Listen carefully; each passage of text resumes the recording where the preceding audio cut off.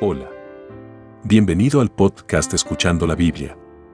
Agradecemos te unas a este extraordinario proyecto en el cual el objetivo es poder leer la Biblia en un año y buscar mejorar nuestra relación con Dios. Al iniciar tendremos un pequeño resumen de los capítulos que vamos a escuchar. Después el devocional llamado Tu Andar Diario con la lectura de la Biblia.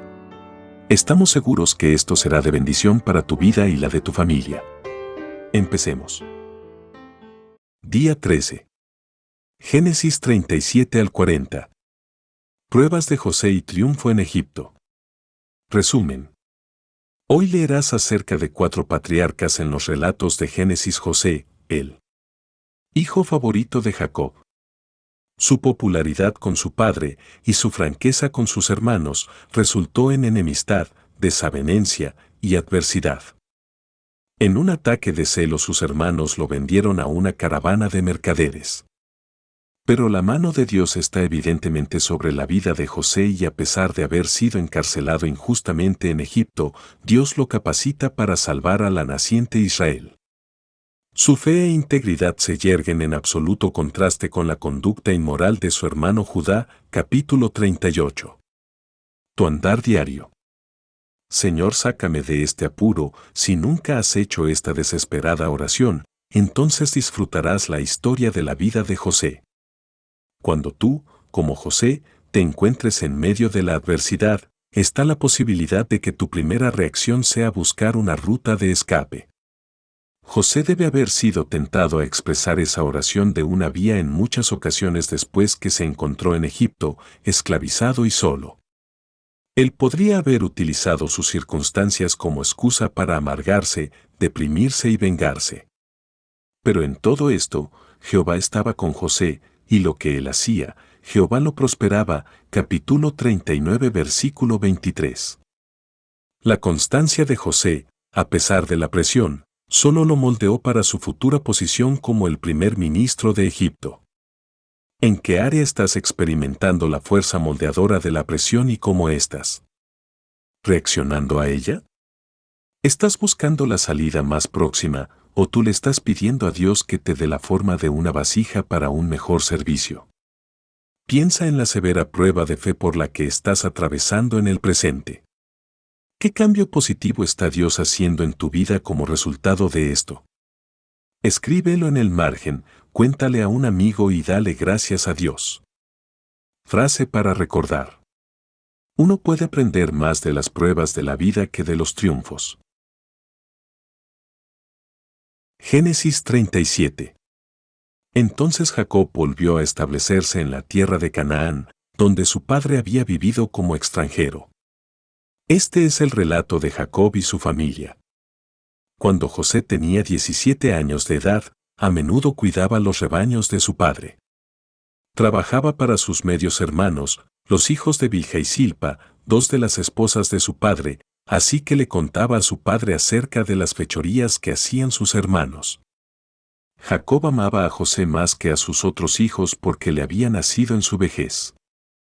Por eso, un día, Jacob mandó a hacer un regalo especial para José, una hermosa túnica. Pero sus hermanos lo odiaban porque su padre lo amaba más que a ellos. No dirigían ni una sola palabra amable hacia José. Una noche José tuvo un sueño, y cuando se lo contó a sus hermanos, lo odiaron más que nunca. Escuchen este sueño, les dijo. Resulta que estábamos en el campo atando gavillas de grano. De repente, mi gavilla se levantó, y las gavillas de ustedes se juntaron alrededor de la mía, y se inclinaron ante ella.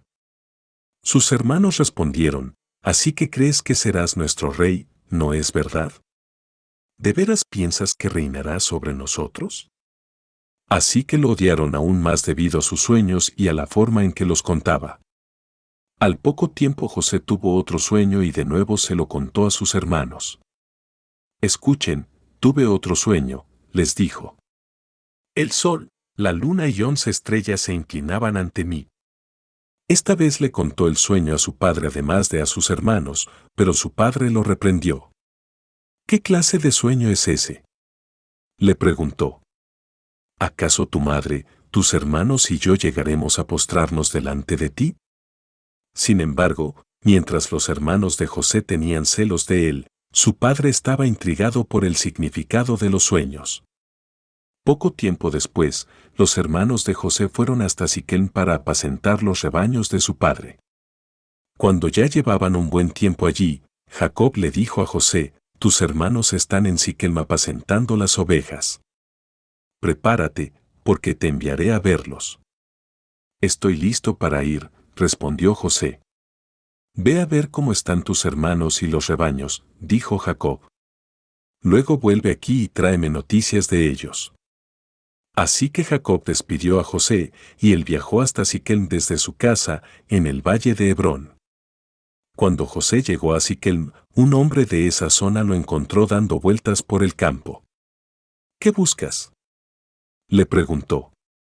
«Busco a mis hermanos», contestó José. «¿Sabe usted dónde están apacentando sus rebaños?». «Sí», le dijo el hombre. «Se han ido de aquí, pero les oí decir: vayamos a Dotán». Entonces José siguió a sus hermanos hasta Dotán y allí los encontró. Cuando los hermanos de José lo vieron acercarse, lo reconocieron desde lejos.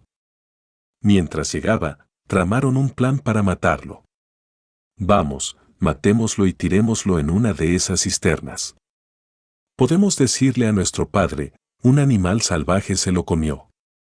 Entonces veremos en qué quedan sus sueños». Pero cuando Rubén oyó el plan, trató de salvar a José. «No lo matemos», dijo. «¿Para qué derramar sangre? Solo tirémoslo en esta cisterna vacía, aquí en el desierto. Entonces morirá sin que le pongamos una mano encima». Rubén tenía pensado rescatar a José y devolverlo a su padre.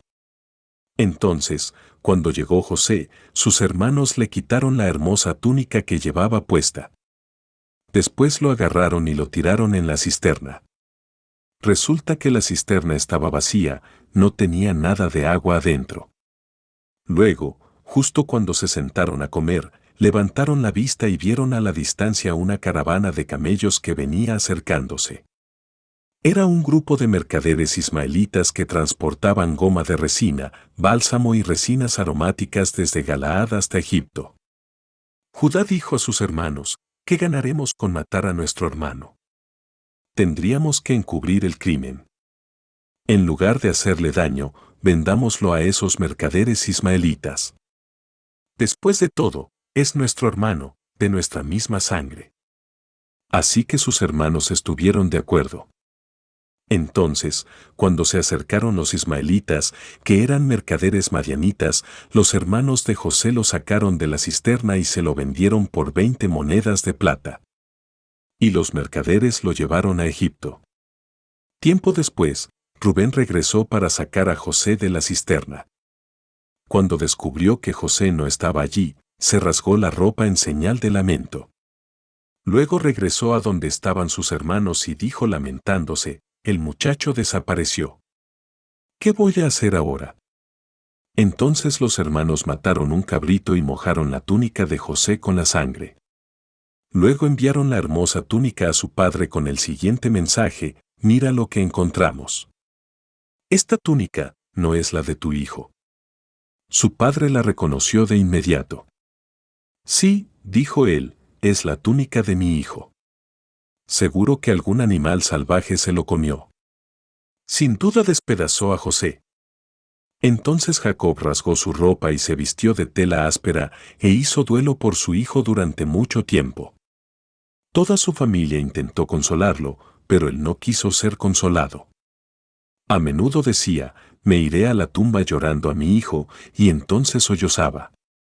Mientras tanto, los mercaderes madianitas llegaron a Egipto y allí le vendieron a José a Potifar, quien era un oficial del faraón, rey de Egipto. Potifar era capitán de la guardia del palacio. Génesis 38. En esos días, Judá dejó su casa y se fue a Adulam, donde se quedó con un hombre llamado Gire. Allí vio a una mujer cananea, la hija de Súa, y se casó con ella. Cuando se acostaron, ella quedó embarazada y dio a luz un hijo, y le puso por nombre Er. Después volvió a quedar embarazada y dio a luz otro hijo y le puso por nombre Onán. Además, dio a luz un tercer hijo y lo llamó Sela. Cuando nació Sela, ellos vivían en Kesib. Con el transcurso del tiempo, Judá arregló que su hijo mayor, se casara con una joven llamada Tamar. Pero era un hombre perverso ante los ojos del Señor, y el Señor le quitó la vida. Entonces Judá dijo a Onán, hermano de cásate con Tamar, como nuestra ley exige al hermano de un hombre que haya muerto. Tú debes darle un heredero a tu hermano. Pero Onán no estaba dispuesto a tener un hijo que no fuera su propio heredero. Por eso, cada vez que tenía relaciones sexuales con la mujer de su hermano, derramaba el semen en el suelo. Esto evitaba que ella tuviera un hijo de su hermano. Así que el Señor consideró una maldad que Onán negara un hijo a su hermano muerto, y el Señor también le quitó la vida a Onán. Entonces Judá le dijo a Tamar, su nuera, vuelve a la casa de tus padres y permanece viuda hasta que mi hijo Sela tenga edad suficiente para casarse contigo. Pero en realidad, Judá no pensaba hacerlo porque temía que Sela también muriera, igual que sus dos hermanos. Entonces Tamar regresó a vivir a la casa de sus padres. Unos años después, murió la esposa de Judá. Cumplido el periodo de luto, Judá y su amigo Gire el adulamita subieron a Timná para supervisar la esquila de sus ovejas. Alguien le dijo a Tamar, mira, tu suegro sube a Timná para esquilar sus ovejas. Tamar ya sabía que Sela había crecido, pero aún no se había arreglado nada para que ella se casara con él. Así que se quitó la ropa de viuda y se cubrió con un velo para disfrazarse. Luego se sentó junto al camino, a la entrada de la aldea de Enaim, la cual está rumbo a Timná. Judá la vio y creyó que era una prostituta, porque ella tenía el rostro cubierto. Entonces se detuvo y le hizo una propuesta indecente, déjame tener sexo contigo, le dijo, sin darse cuenta de que era su propia nuera. ¿Cuánto me pagarás por tener sexo contigo?, preguntó Tamar. Te enviaré un cabrito de mi rebaño, prometió Judá. ¿Pero qué me darás como garantía de que enviarás el cabrito?, preguntó ella. ¿Qué clase de garantía quieres?, respondió él. Ella contestó, déjame tu sello de identidad junto con su cordón y el bastón que llevas. Entonces Judá se los entregó. Después tuvo relaciones sexuales con ella y Tamar quedó embarazada. Luego ella regresó a su casa, se quitó el velo y se puso la ropa de viuda como de costumbre. Más tarde Judá le pidió a su amigo Gire el adulamita que llevara el cabrito a la mujer y recogiera las cosas que le había dejado como garantía, pero Gire no pudo encontrarla. Entonces preguntó a los hombres de ese lugar, ¿dónde puedo encontrar a la prostituta del templo local que se sentaba junto al camino, a la entrada de Enaim? Nunca hemos tenido una prostituta del templo aquí, contestaron ellos. Entonces Gire regresó a donde estaba Judá y le dijo, no pude encontrarla por ninguna parte, y los hombres de la aldea afirman que nunca ha habido una prostituta del templo pagano en ese lugar. Entonces deja que se quede con las cosas que le di, dijo Judá. Envié el cabrito, tal como acordamos, pero tú no pudiste encontrarla. Si regresamos a buscarla, seremos el hazmerreír del pueblo. Unos 3 meses después, le dijeron a Judá, tu nuera Tamar se ha comportado como una prostituta y ahora, como consecuencia, está embarazada. Sáquenla y quémela, ordenó Judá. Pero cuando la sacaban para matarla, ella envió el siguiente mensaje a su suegro, el dueño de estas cosas fue quien me dejó embarazada. Fíjese bien. ¿De quién son este sello, este cordón y este bastón? Judá los reconoció enseguida y dijo, ella es más justa que yo, porque no arreglé que ella se casara con mi hijo Sela. Y Judá nunca más volvió a acostarse con Tamar. Cuando llegó el tiempo de que Tamar diera a luz, se descubrió que esperaba gemelos. Durante el parto, uno de los niños sacó la mano, entonces la partera le ató un hilo rojo en la muñeca y anunció, este salió primero. Pero luego el niño metió la mano de vuelta, y salió primero su hermano.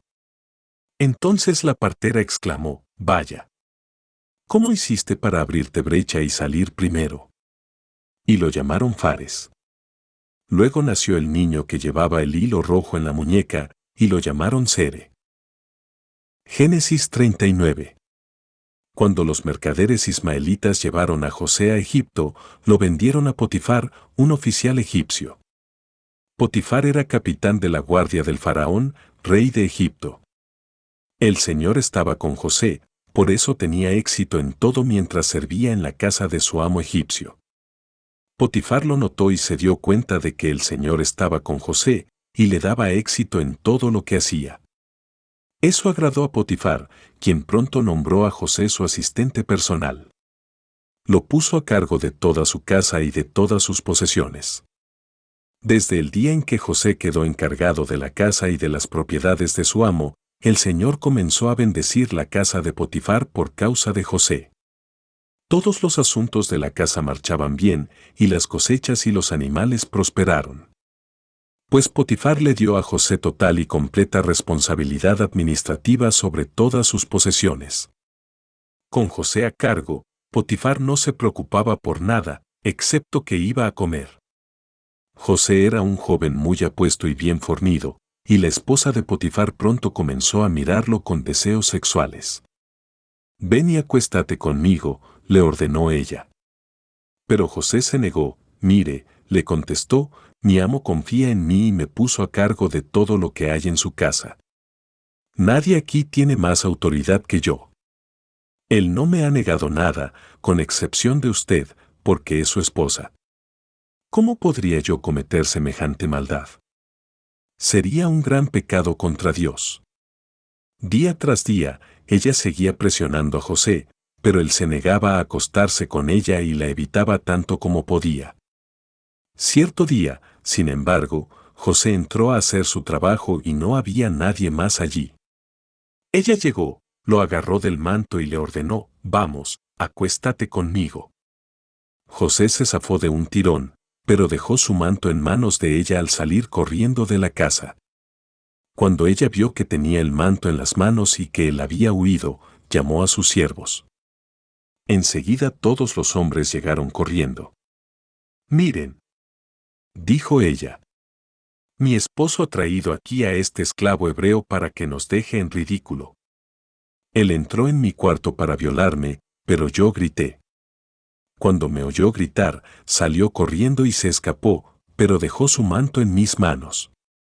Ella se quedó con el manto hasta que su esposo regresó a la casa.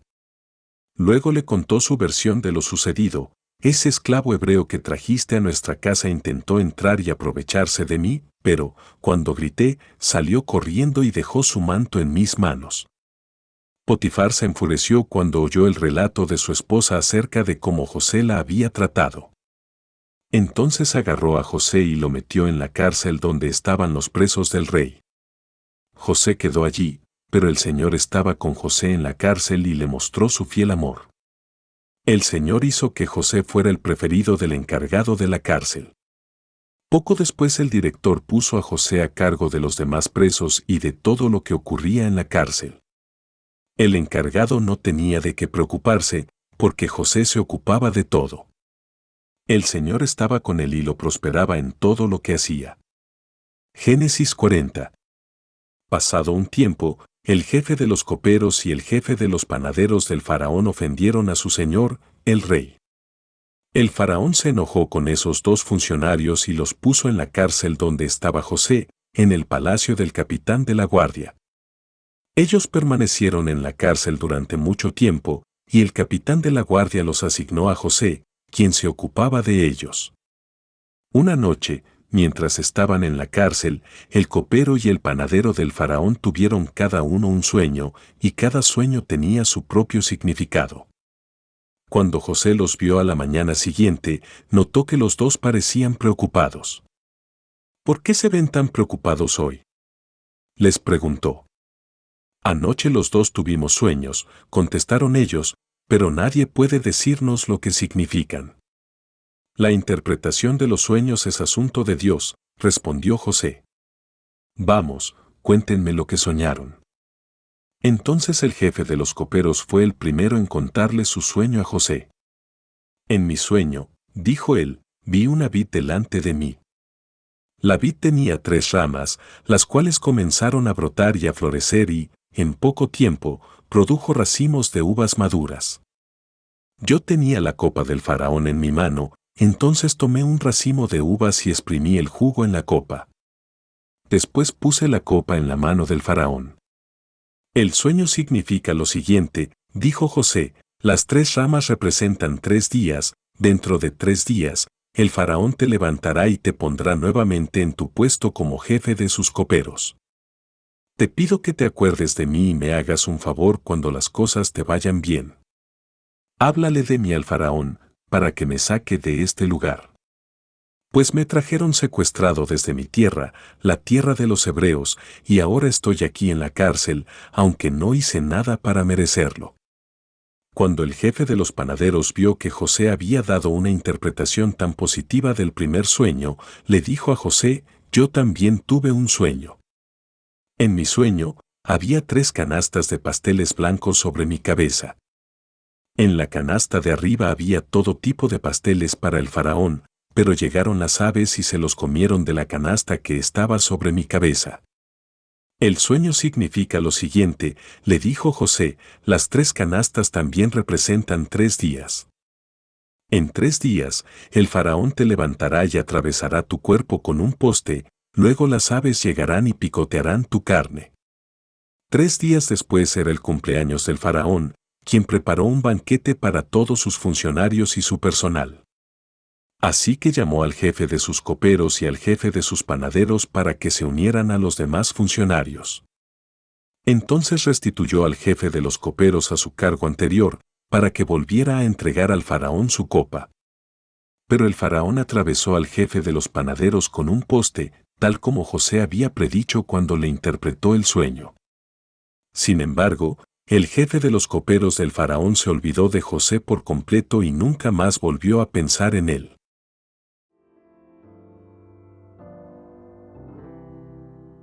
Gracias por escuchar nuestro podcast. Si fue de bendición este audio, no olvides suscribirte y regalarnos un like. Esto nos ayuda para que día a día podamos llegar a más personas y puedan vivir la palabra de Dios. Bendiciones, nos escuchamos el día de mañana.